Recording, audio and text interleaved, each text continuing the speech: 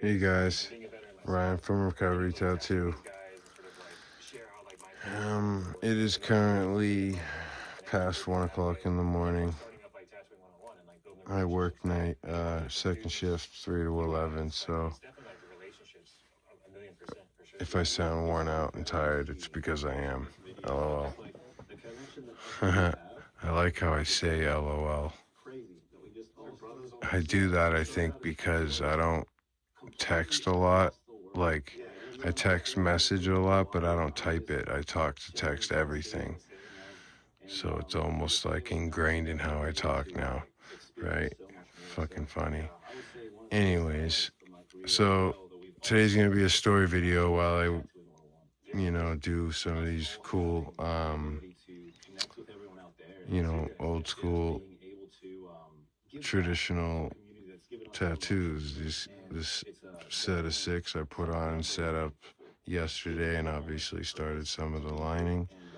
I also have these that I made for tomorrow, which are going to be pretty cool as well. And then I'm also going to be doing some of my engravings on video as well, because I already have a couple of orders for those. Alright, so for this story, it's a rehab story, and I want to start off by saying this is in no way glamorizing anything, and nor do I, what's the right word, condone this or think it's cool. I actually find it disgusting. This is just my truth and what I did and the things addiction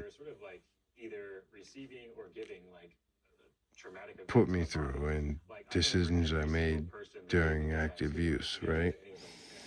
So, rehab.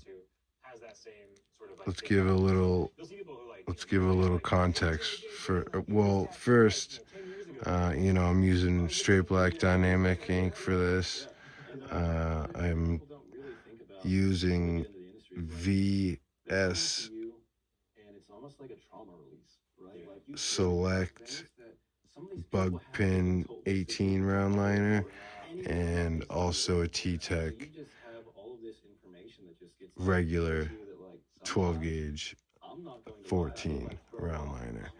And then for the shading, which probably won't happen during this video, we'll see, but for the shading, I'm using Bug Pin 3 round liner by OG Produce, and I also think I'm using a standard 3 round liner by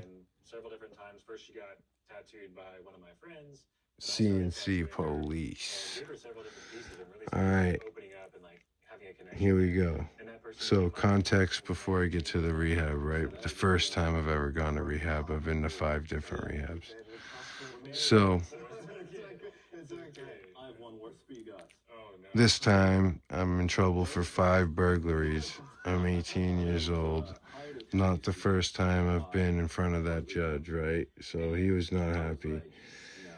And back then, if you blamed all your problems and everything you were doing on drugs, kind of like now, you can kind of still do that, but they could tell if you're a real drug addict or not. But anyways,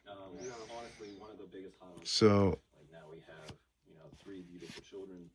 that's a whole nother video. If you guys want to hear the video about how I caught 5 burglaries all at once, in a row, like 5 houses that were directly in a row next to each other, I'll tell that story. It happened in the wintertime too, so a lot of crazy details, and I was pulled over before I got home and busted. So I can tell you how that went down and how it ended, and how I just said it ended isn't how it ended. So let me know in the comments if you want to hear that. Here we go. I'm stuttering because I'm nervous. Still getting used to being on camera, and I get tired. But I promised a story time video, and so we're just gonna do this one. So, anyways, I end up having to do a county year, and then after I served the time, I had to successfully complete a 30-day inpatient drug program. And for anybody that doesn't know what that is, it's a rehab for drug addicts to learn how to better yourself.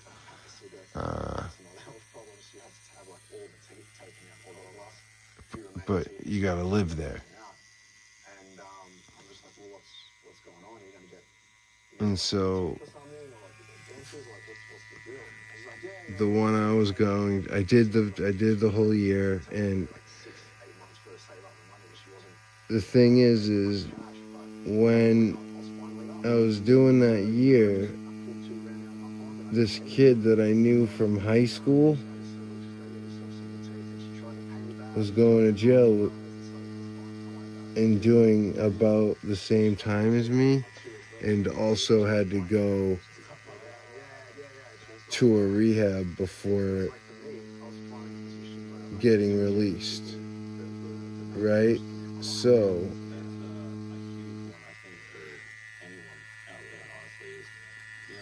him and I clashed for a few different reasons, and he was just a younger fucking kid that I just really couldn't stand. But whatever, I put up with him in jail, and I almost beat him up a couple of times in jail. But I felt bad for him too, so whatever. But so we obviously figure out that we're gonna end up being at. Oh well. Once we found out what rehabs we were going to, and they were the same ones, we didn't know right away that we were going to be in the same rehab, but we had the same sentence. We had to do the time and then go to a rehab. So this fucking kid, he was my age, we were 18, and so finally, right, we do the jail time. He goes to the rehab.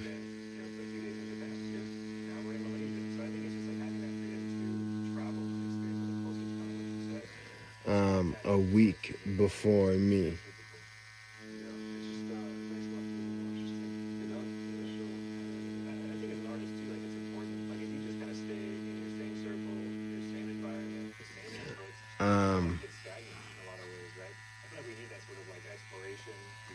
So by the time I get to the rehab, he only had a couple weeks left or whatever, right?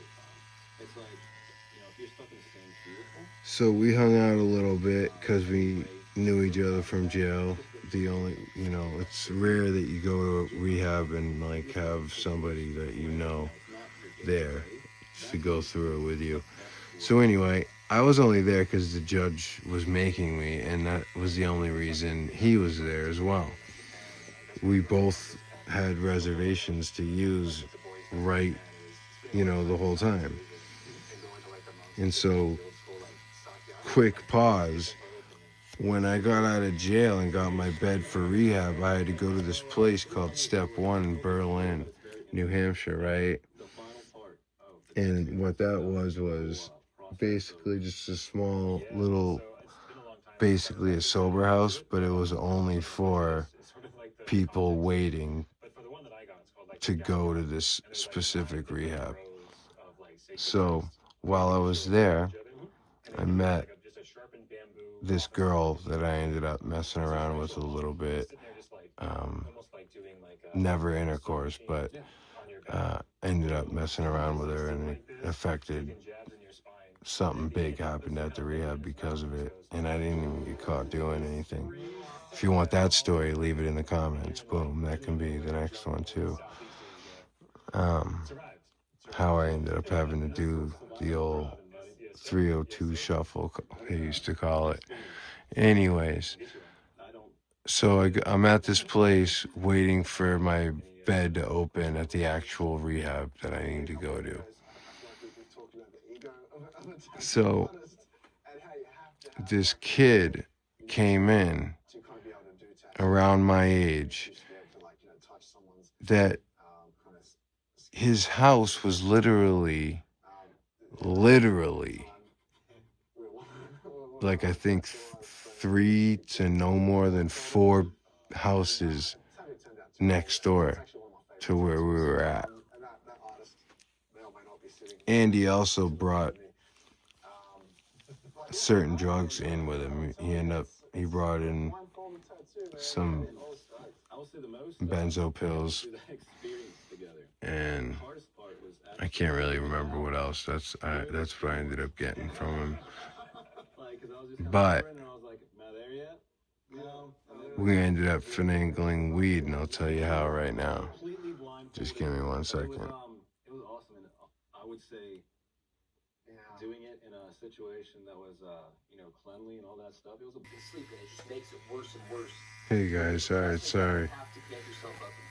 I forgot a couple of things that I was gonna need for this.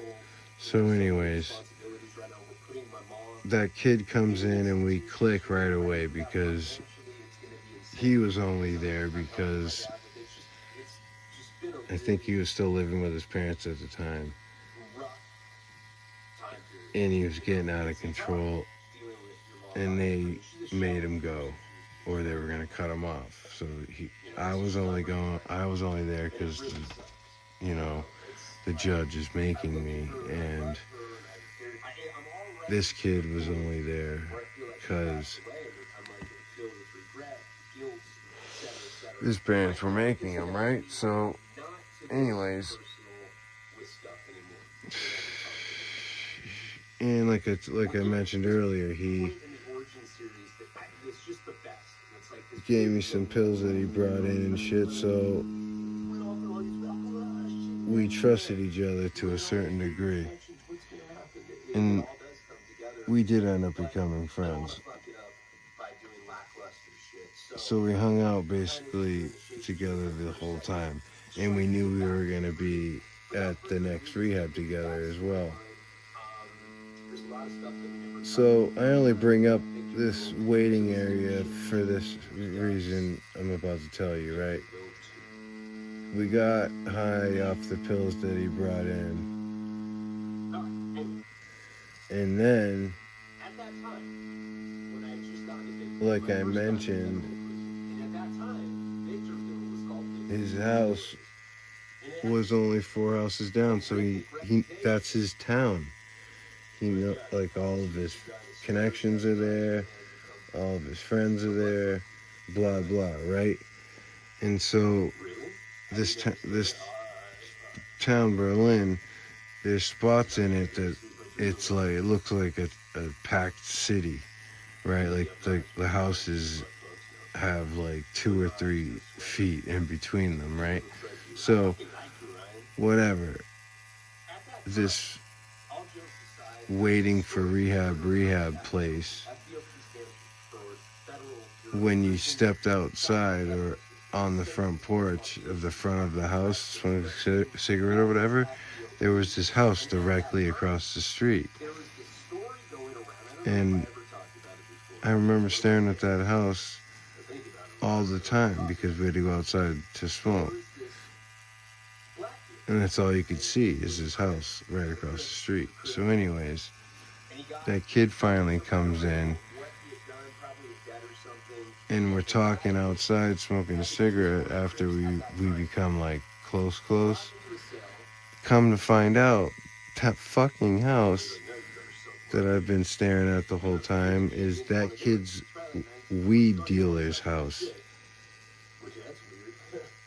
And so, obviously, jingle bells are basically rattling my whole head like a crackhead, right? So I'm like, yo, what can we do to get some weed in here?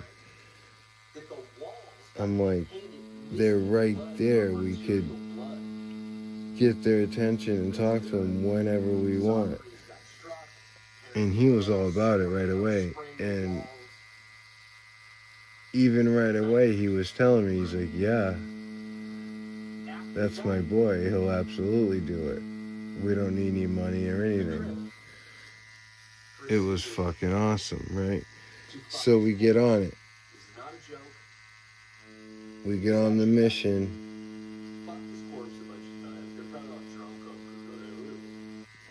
We get on this mission to get these guys' attention so my friend can talk to them and be like, yo, what up? I'm here.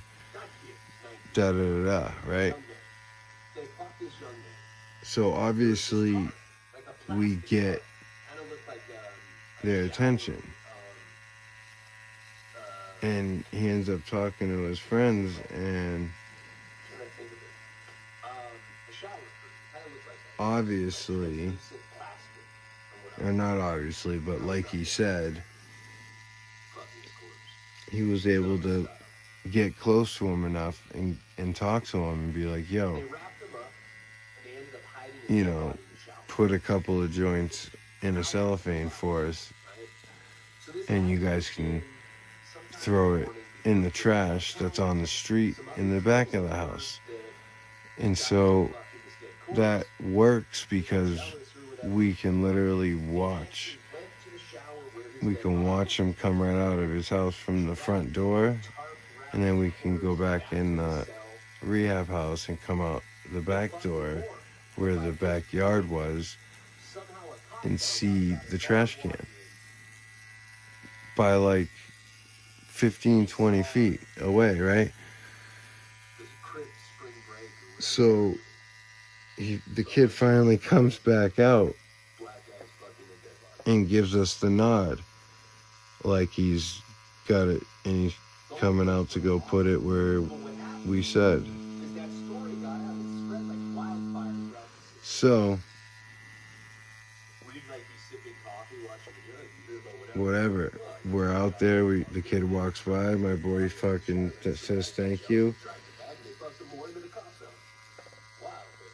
while we made sure his friend kept walking, because there was cameras everywhere, and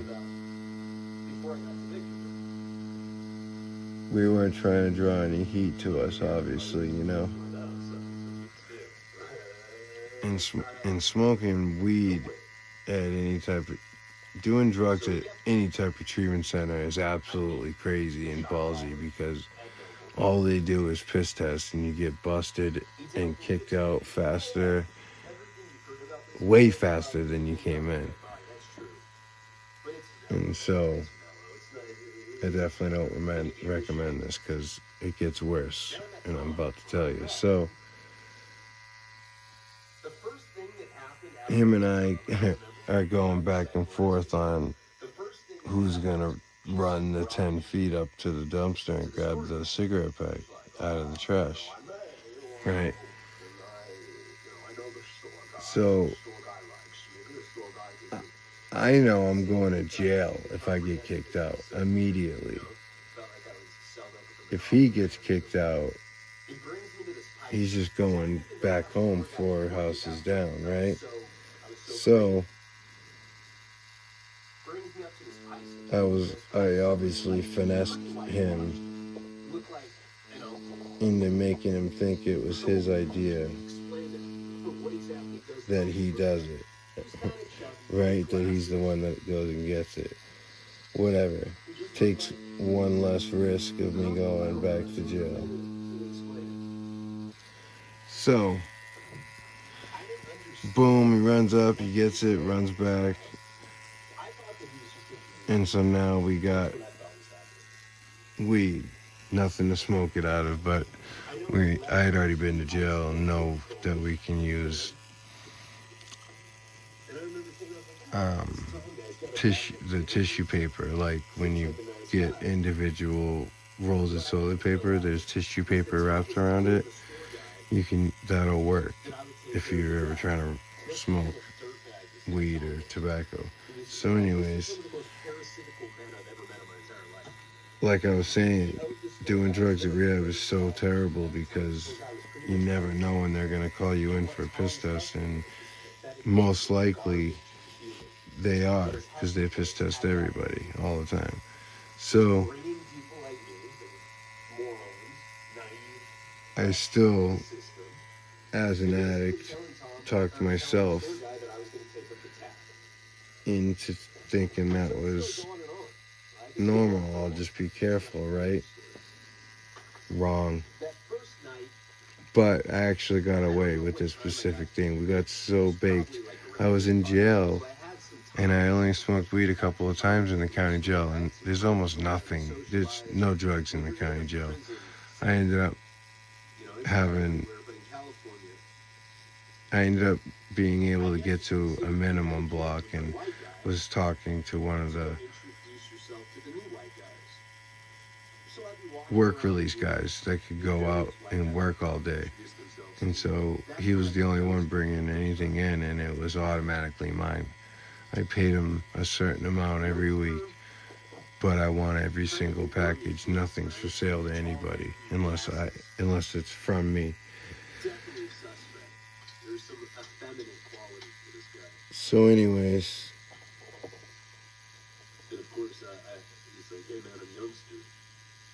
I can't really remember the point of why I was telling you that, but because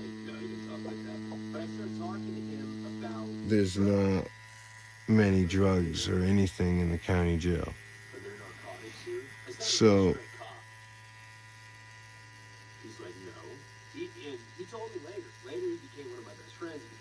what happened was your tolerance gets so low. So when you finally smoke weed again, it's almost like an acid trip. Like you end up, most of the time you end up puking, and it gets wicked crazy, almost not fun, because you gotta smoke a few times to let it build up in your system so it doesn't do that anymore. So we smoked it outside, and then obviously we're paranoid as fuck, like our lives were over for like 4 or 5 hours. We didn't want to smell like it, so we didn't come out of our room for nothing. We didn't want to whatever, but we ended up having to still program and like go to class and do AA meetings every night, and it ended up pulling it off because I'm pretty good at, and obviously so is this kid, pretty good at not like looking fucked up or acting like fucked up.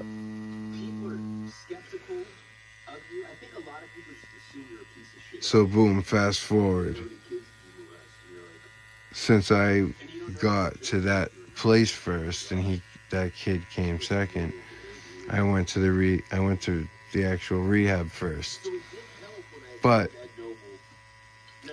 And when I got there, the kid I knew from high school was there, and that friend I made came like a week after I got there. So, boom, at this particular rehab, they only made you open boxes, like packages. Otherwise, there was like cubby hole squares that your envelopes would go in. So like you'd come in from an AA meeting at night or some type of class in the afternoon, and all the mail, you'd have your own cubby box, and so your mail would be in the cubby box, right? And I was still a young criminal,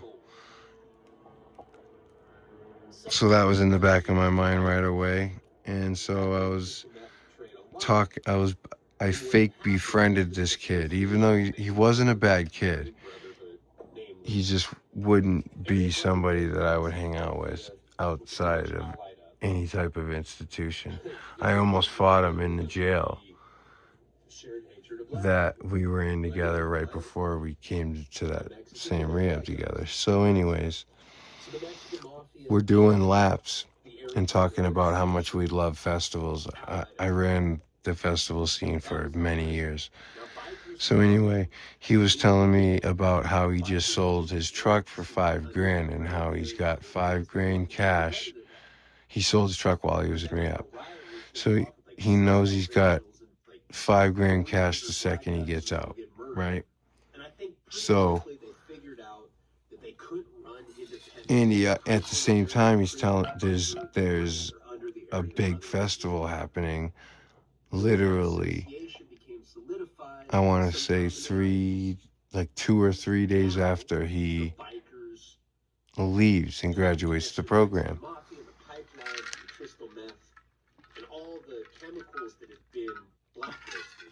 Sorry, I need to drink. Taking a sip of my juice. I'm thirsty. So we used to walk laps together and play pool and ping pong. We hung out, right? I made him think we were a lot closer than we really were, but I didn't mind the kid after a while. He was a good kid. He just had bad social cues and wasn't very cool everywhere he went. And I have a soft spot in my heart for people like that. But either way, he wasn't a bad kid. I'm not even talking shit. He just wasn't the same type of person I was, except for we were drug addicts. And so we would talk about the festival that he's going to a lot. No matter what we were doing, he'd end up talking about that. And so I was like, yeah, man, I get it, but I'm still going to be here in rehab. So shut up. Stop talking about it. You know what I mean? So, whatever. I don't want to ramble on. I befriended this kid, and during one of the walks, I ended up asking him. I said, yo, and we both liked hallucinogens a lot. Like, back then I had a real love for LSD, and I liked mushrooms, but I didn't like eating them. And I liked LSD because it was more intense and lasted way longer, and it didn't taste like anything. I actually shot up Molly and acid a couple of times, and so if you want to hear that story, let me know too. That absolutely crazy. The couple of times I did it, gnarly. So anyways, I brought up on one of these walks, and I was like, yo, we're gonna call him A, because I don't want to put him out there. So A, I was like, why don't you, because he, like I said, he was just talking about festivals all the time, and like how he had that $5,000, he was just gonna blow it and do this and do this and do this.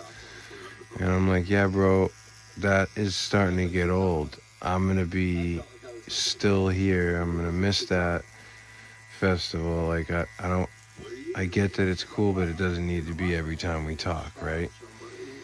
And so I say, why don't we, since we know they don't open our envelopes, I was like, why don't you send me a few, why don't you send me a few tabs of acid in the mail in like a letter or a card, right? And right away he said yes. And like I said, I'm very hip to the game. There's also a very large amount of inmates that you get really close with in jail that say they're going to do something for you when they first get out. And you never ever see or talk to them again. That's just the norm. And so I said to him, he said he'd do it. I'm like, yeah, right, whatever. You're not going to actually go out of your way. I'm never going to see you again. And so he's like, yeah, I swear to God. And so I'd always fuck with him on purpose because I really wanted him to do it. And I felt like if I manipulated him in that way, using that tactic, that it would work just out of spite. So anyways, the kid ends up graduating a couple of weeks later. And all we did every day was talk about doing drugs as soon as we got out of there. And with him, it was going to the festival, and it would be with a lot of money for him for the first time. I used to go with a lot of money every time because I would buy a large amount of drugs and sell them there while I was there the whole time. Re-up right before I left and brought all the exotic drugs home. And when I say exotic, I mean certain drugs that are absolutely unavailable in the area I lived in. For two reasons. One, I would want to do them here and there. And three, they were worth, 5 times, 6 times what I paid. So anyway, back to the point.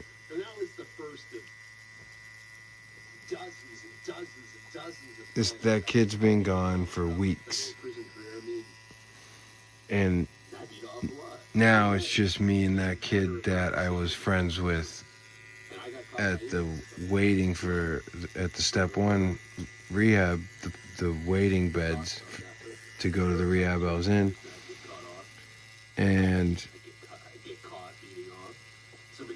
obviously we form a bond and a trust and, all that.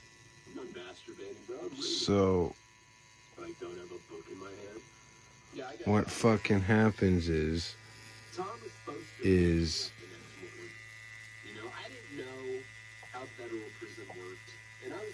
I walk in from group one day, and this is early on in my career of going to this was my first rehab, but I had already been to jail twice, and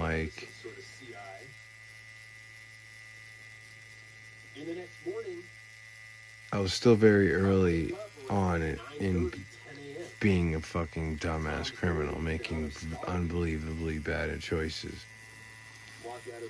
So one day, I'm walking back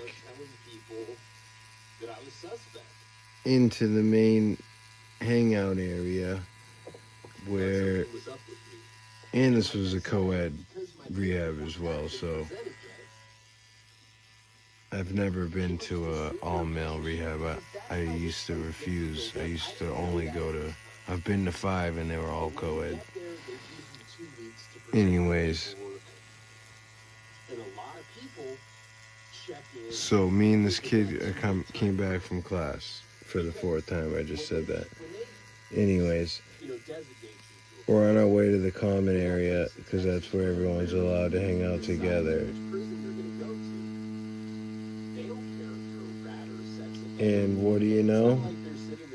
I have a letter sitting in there, even though it's not out of the ordinary because I used to get mail every single day.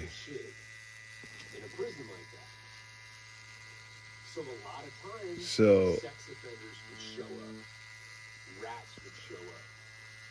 I'm looking at it. It has my name on it, but I'm looking at the return address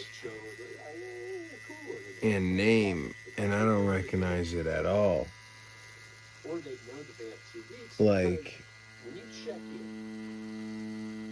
The name on the return address was a girl name, and it was my high school best friend's girlfriend's name. And I was like, oh shit. My boy wrote me, right? I was like, I haven't seen or heard from my best friend in a long time. So I'm telling this kid about him. And so I'm opening the letter, walking into the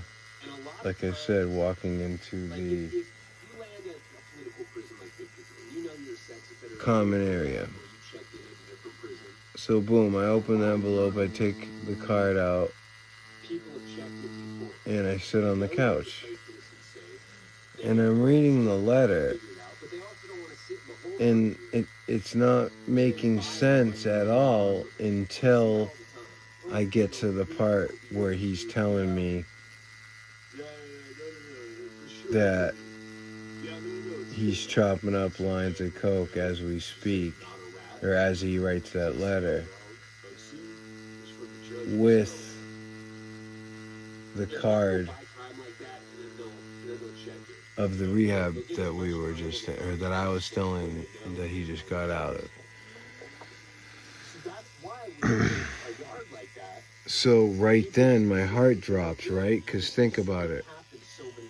I came in and handled that envelope in mail for a good bit and opened it standing up.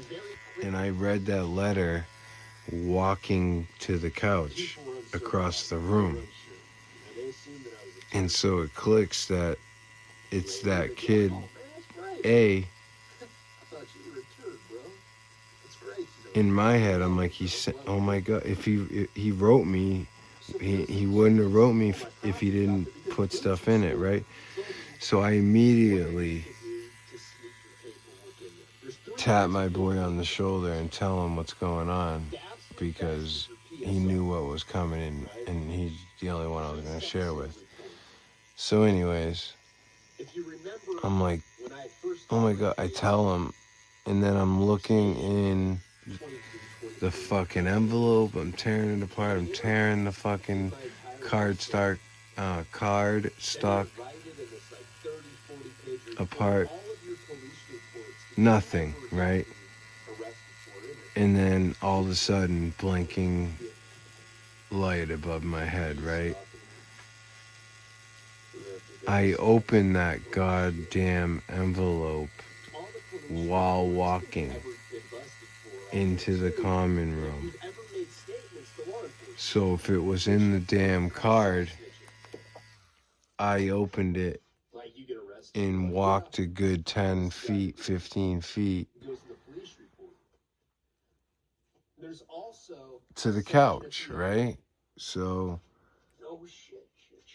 it hits me I was able to lean, lean. I was on this all the way at the end of the couch. So if I leaned over, I could see a straight line down to the cubbies in the front door. And so I look while I'm sitting there. Not only that, there's cameras everywhere, guys. Literally cameras everywhere. And very much so in the room, in the hangout room where the guys and girls can be together. But it was heavy on the cameras everywhere. So anyways, all of a sudden, it sticks out like a fucking sore thumb. I can see from what I can tell anyways, it's at least a half a strip of LSD, which is 5 hits. Just 10 hits in a strip. 100 hits in a sheet. So I didn't know you were going to send me that much either. I literally only wanted 2 so I could have a fun day. And I'm a good functioning addict when it came to certain shit before I got too bad and wasn't anymore. But in the beginning, I was, and was able to go to work on acid, and I've done almost everything on acid. So anyways,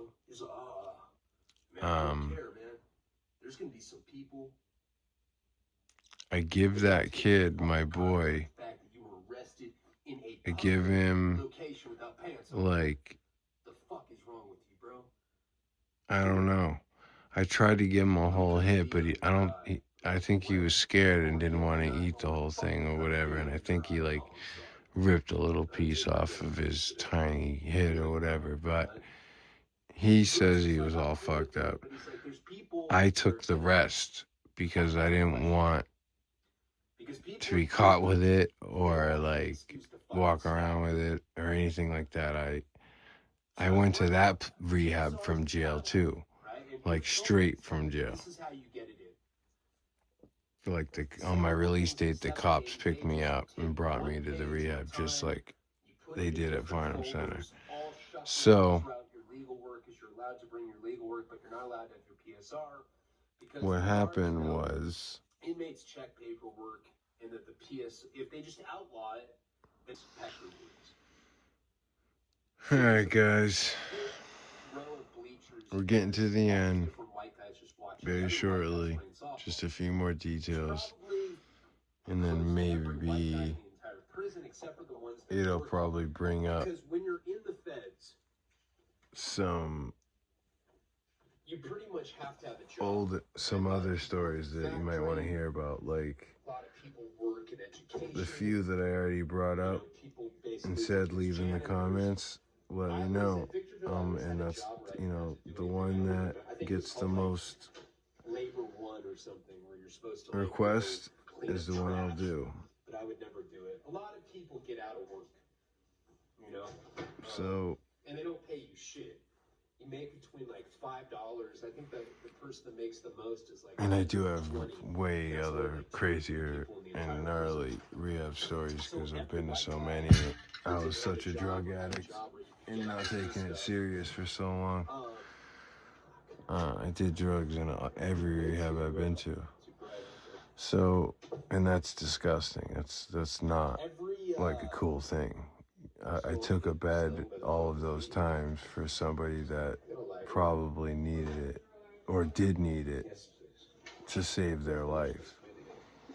And I try not to carry any guilt because of that, but I have such a conscience and a big heart that I even think about that now, especially when I look back. So anyways, I look over and it takes me a minute, but right in the goddamn center of the floor of the walkway, in the middle of the group room where everyone was at, including right then. And I'm looking at, and I ran off on the rant about how I follow festivals. So the whole point is because I was a big LSD head for many years, and so I've had it in many forms and in large amounts, and I've done it every way you can possibly introduce it into your body. So he also said he was gonna send a couple of hits so I could trip out.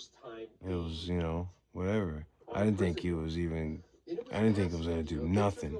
I bet money he wasn't gonna do nothing. Like, it wasn't a real friend of mine.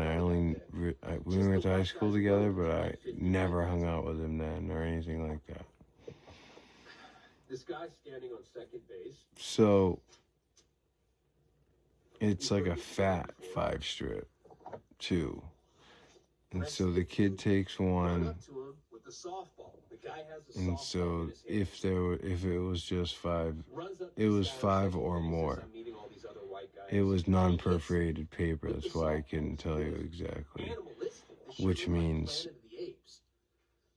the sheet of paper that this particular LSD was used on didn't have those little lines where you can rip the little squares off to get the tabs. You have to use scissors or just rip off the size you think you want. So anyways, I couldn't wait to run up and tell that kid. I'm like, I did. Because when I ended up seeing it on the floor, my heart dropped, and my boy was sitting right next to me. I went to tap him on the shoulder with my jaw already dropped. I ended up hitting him almost. Oh, sorry guys. So we get it,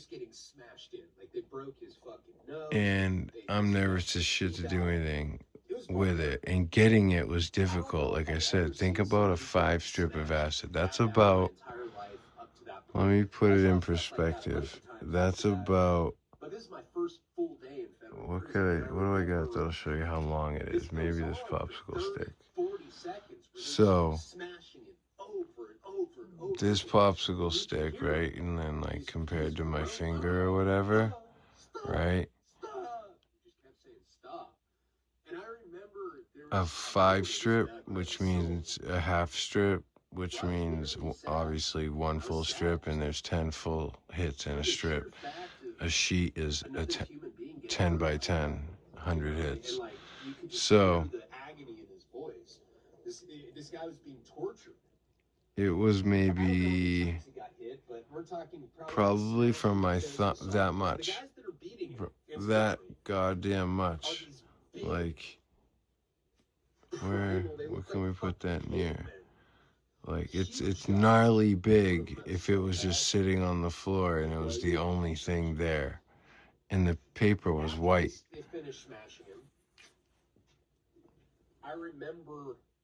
The blotter paper was white on top of that, so it stuck out. And so me and my friend went sketched out to get it because we didn't want to get busted picking it up, you know what I mean? So what happens is,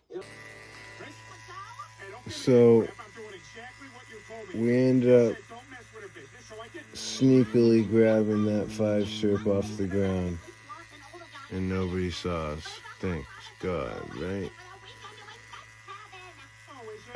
Actually, maybe not thank God, because I shouldn't have been, like, I so far from suggest trying anything like this, because fucking around at all with the mail and committing crime, it makes it federal immediately, and they are not as lenient as the state.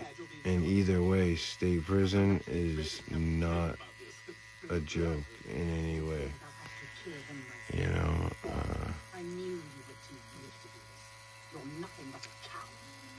you know, I've seen more people leave in a helicopter unconscious from a yard than I have. Trying to think something else I see a lot of. I don't know, I'm getting tired, so that's gonna affect me.